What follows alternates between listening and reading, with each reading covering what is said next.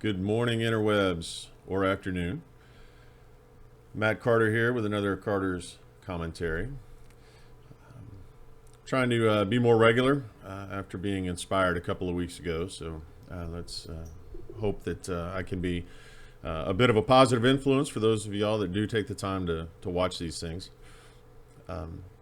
Today, I felt like I would approach, again, something that happened this week. That's usually what prompts these things, is something that happened during my week. And so I had the privilege this week to teach a relatively decent sized group on some mental health issues, specifically the correction setting. And of course, that's always in my wheelhouse. Love addressing mental health concerns, whether it's for first responders or for our interaction with our citizens that are in the criminal justice system or being touched by criminal justice if they're in crisis out in the field. So it's a passion of mine, as many, if not all of y'all know.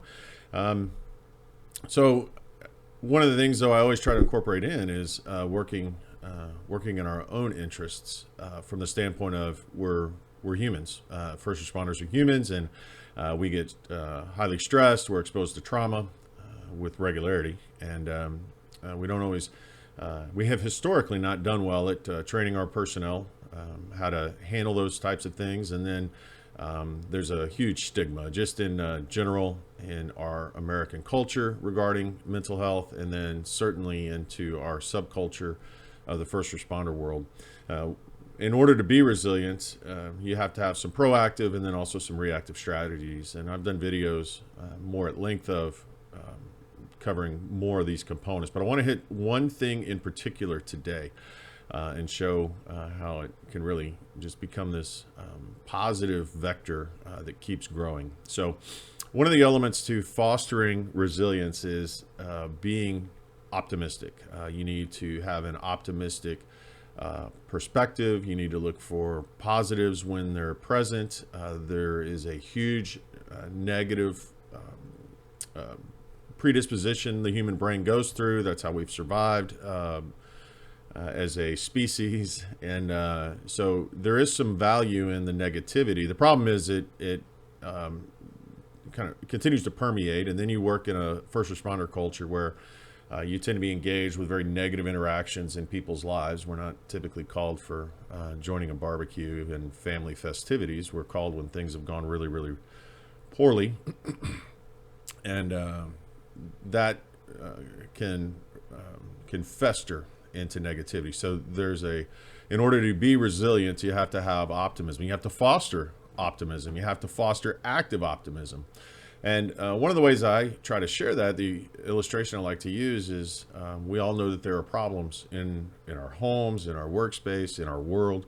But the way I look at it is I want to not just consider the problem. I want to be solution oriented. And one of the ways I try to do that is encourage people I'm around to not just say, hey, we got a problem. But what I want is a different styled approach. It's semantics in some way, but it encourages our positive thought processes. And so what I want, folks, is if we got a problem, okay, we got a problem. But here's the way I'd love the phrasing to go is that this is an opportunity for improvement or an opportunity for growth.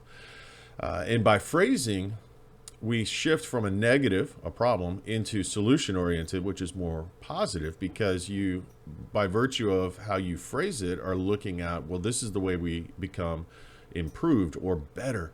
And that is an optimistic view. So that's usually the example I give, is that I don't want to hear about problems. I know that there's a problem. What I'm looking for is people, if they report to me in particular, I want them to phrase it as, hey, here's an opportunity for us to improve, or here's an opportunity for growth.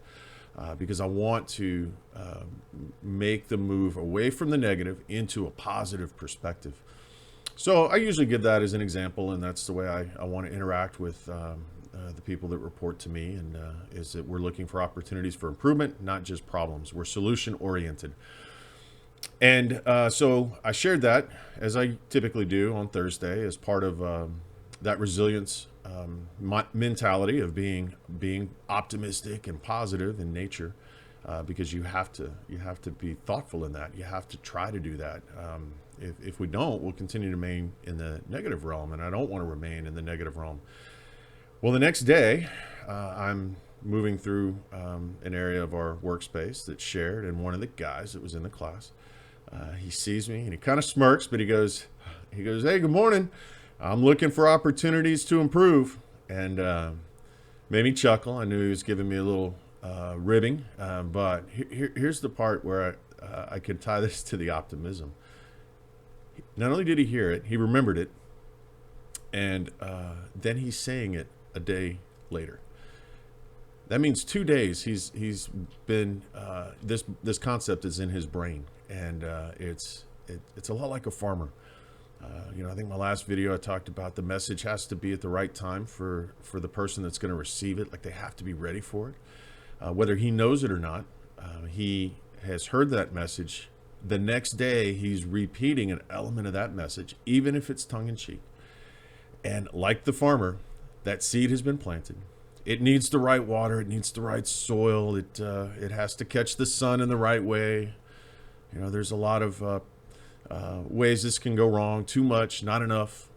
But he's now spent 2 days with it. And he said it in front of a couple of other people. Gave me an opportunity to illustrate it further that second day. And I'm excited about what that may mean next week, next month, next year. I'm going to come across him again. We don't work directly together very often, but I'm going to come across him again, and I'm sure it's going to be a small discussion point, almost in a way to motivate me to be in contact with him with some regularity over these next few weeks, because that may reinvigorate this concept.